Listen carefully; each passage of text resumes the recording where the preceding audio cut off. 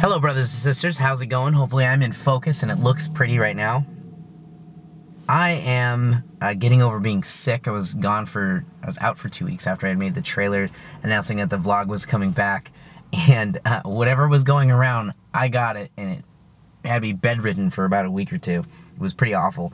I still have a little bit of a cough, but I am coming back, and I hope it's the last time I get sick this year because I hate being sick. I love being busy. I'm back home right now. In my small hometown, there's about maybe 70 to 80,000, and that might be generous, of where I was born and raised. There's a lot of Jehovah's Witnesses here. There's about 3,000 the last time I know. There's quite a bit of congregations and assembly hall in this area. So there's a lot of Jehovah's Witnesses that I just constantly saw and lived with and didn't talk to hardly anybody else growing up. Did a lot of pioneering, a lot of auxiliary pioneering.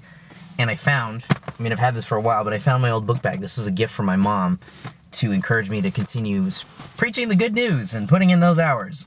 And on the inside, I found this little composition book, which was my return visit book at the time.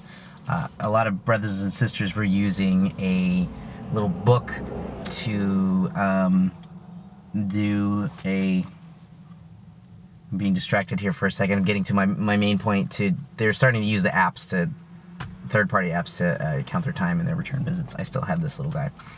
It's falling apart right now. I can literally just go in and take a bunch of the pages out of it. On the very first page is one of my favorite Bible studies, a man named Frank. And I am actually in front of his house right now. His house is up and to the left. And the area looks different. He was a very well-kept guy.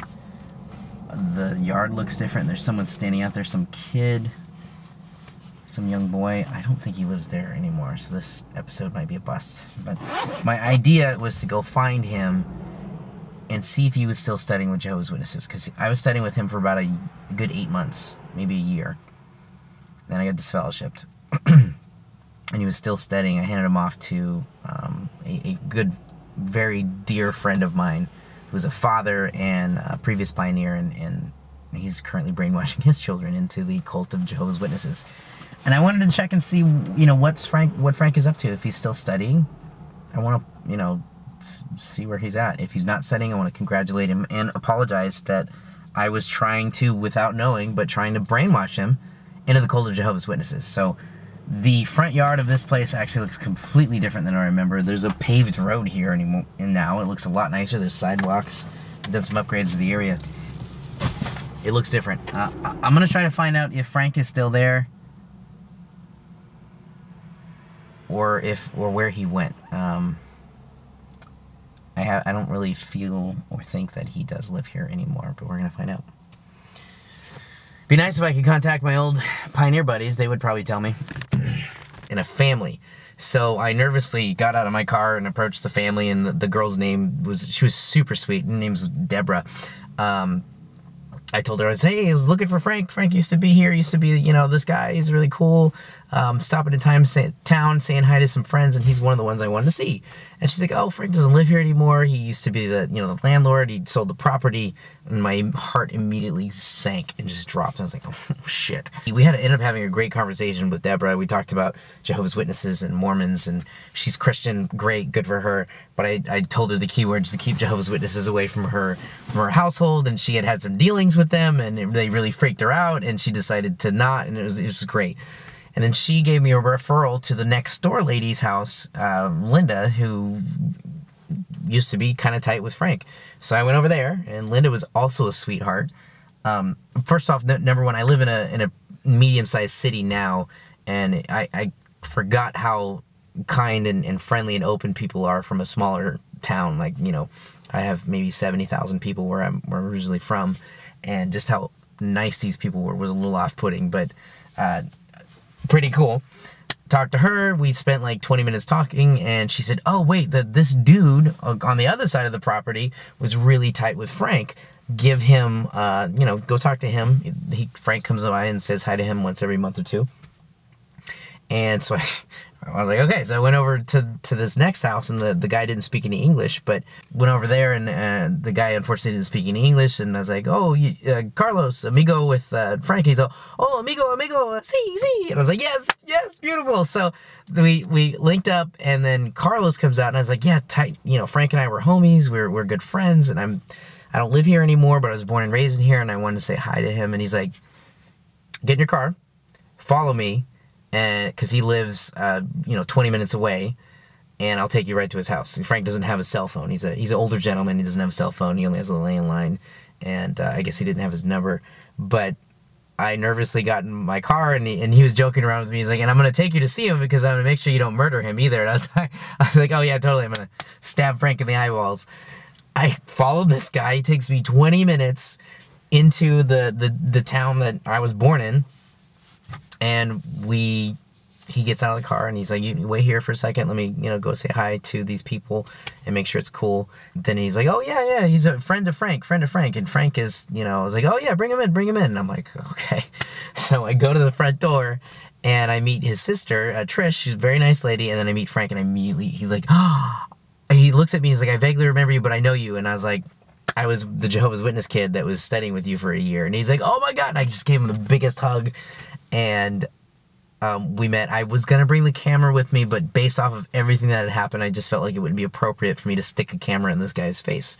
So, at the end of it, we ended up having a whole hour-and-a-half conversation, just updating on where we are in life, and that I'm not alone when I ask these logical questions, and the next point in my life, the next chapter of my life. Because after I left, after I woke up, actually, I still was wanting to believe in Christ and Jesus, and I kept going to all these different churches looking for answers, and I kept reading the Bible and studying the Bible and doing lots of research, almost daily research, and I just couldn't find answers.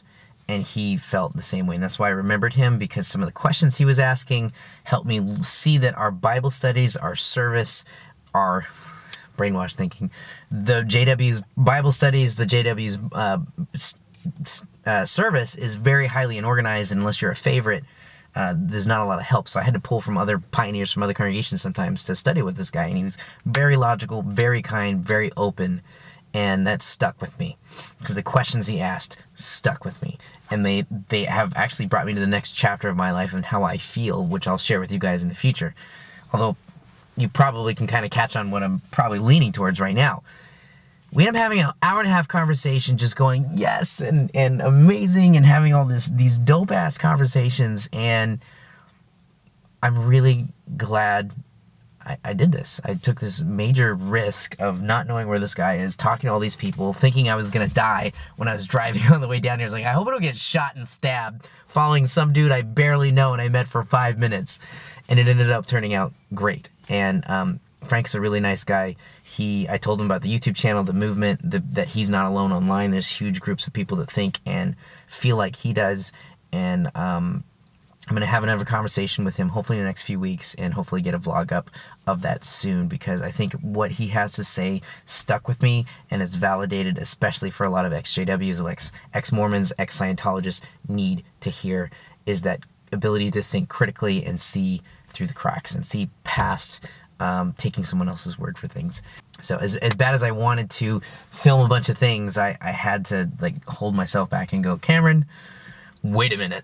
Wait 2 seconds and just talk to this guy and get a good feel for where he's at. And he had a lot of questions for me too, because we studied together for a year, and I had brought elders, I had brought other pioneers, I brought myself. I had poured hours and hours of research into this guy's questions, and even I was coming shorthanded.